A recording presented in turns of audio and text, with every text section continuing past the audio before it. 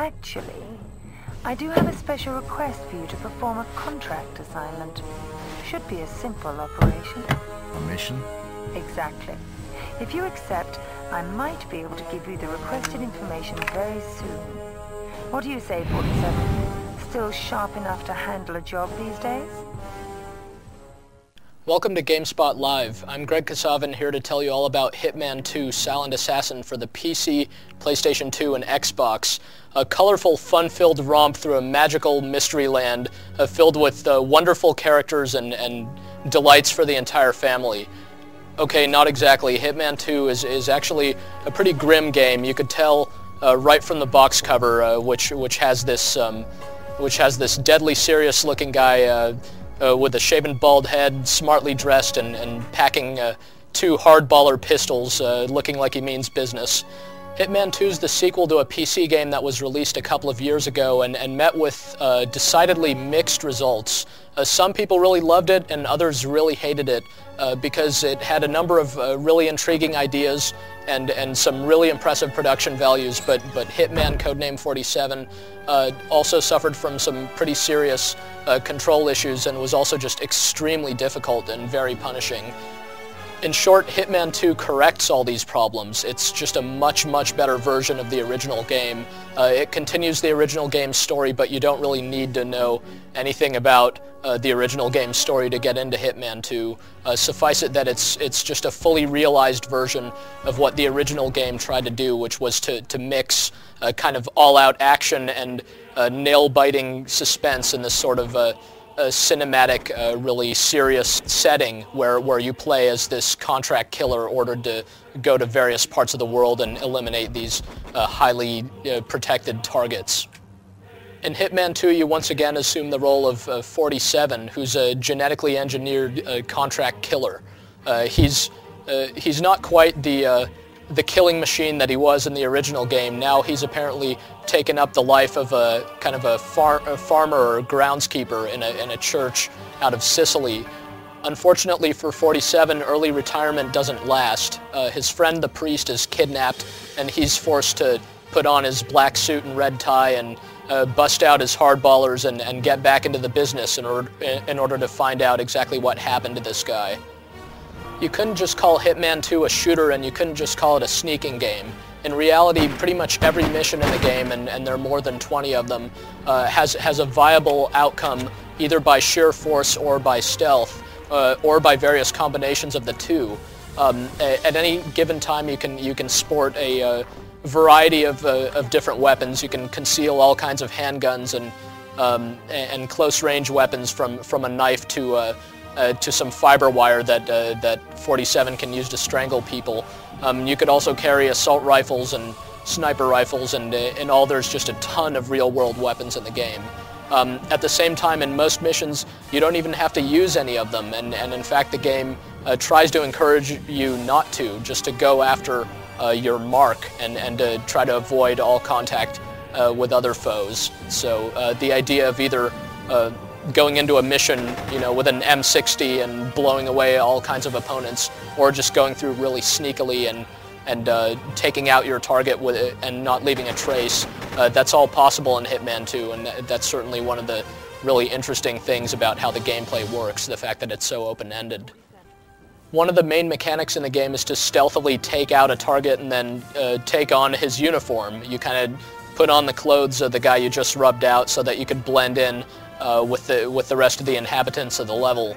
For a game that looks as realistic as Hitman 2 does, it's kind of funny the way 47 changes outfits. You'll just kind of see him bend down, and suddenly he'll be wearing the new clothes with the old clothes kind of neatly folded on the ground.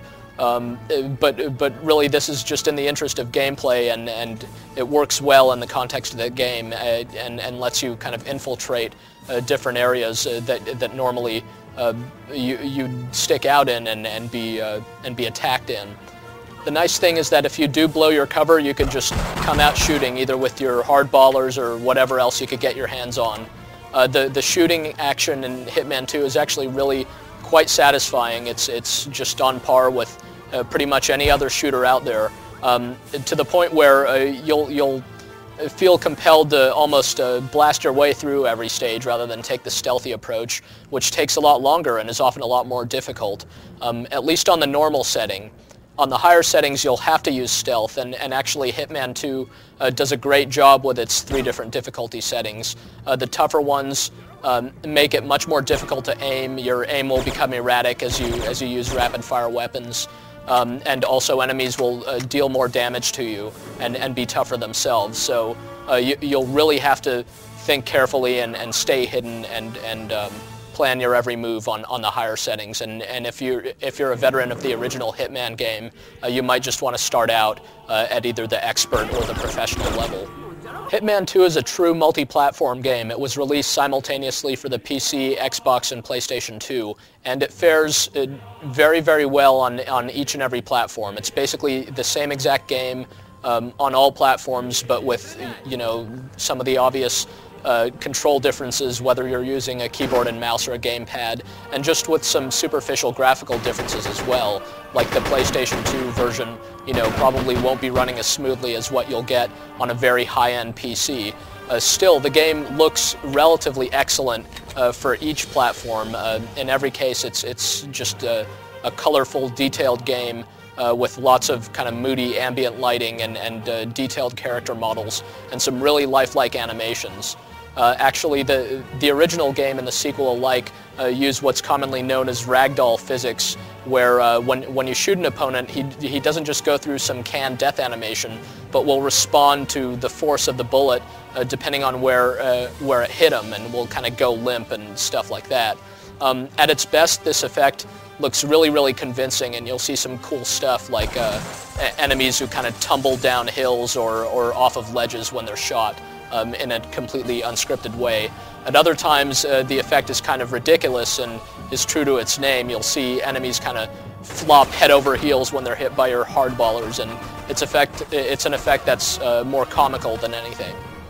Another addition to Hitman 2 is that you could play the game entirely from a first-person perspective, where each of your many weapons is modeled in full 3D and has its own kind of first-person reload animation and everything. If you plan to run and gun your way through the levels, it's a nice option, although it's still preferable to see the game from the third-person view, just because 47's different animations are so lifelike, and you also get some additional peripheral vision since you can see to the side of the character. Hitman 2 also sounds great. The weapons are as varied in their sounds as they are in their appearances. There's just a really loud gunfire effect that's perfectly suited for a game like this.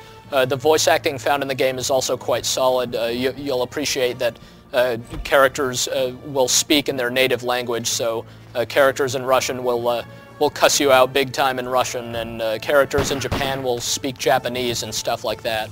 The game also features this booming orchestral score done by the Budapest Symphony Orchestra, which really fits well with the game's serious tone and actually is interactive depending on what's going on.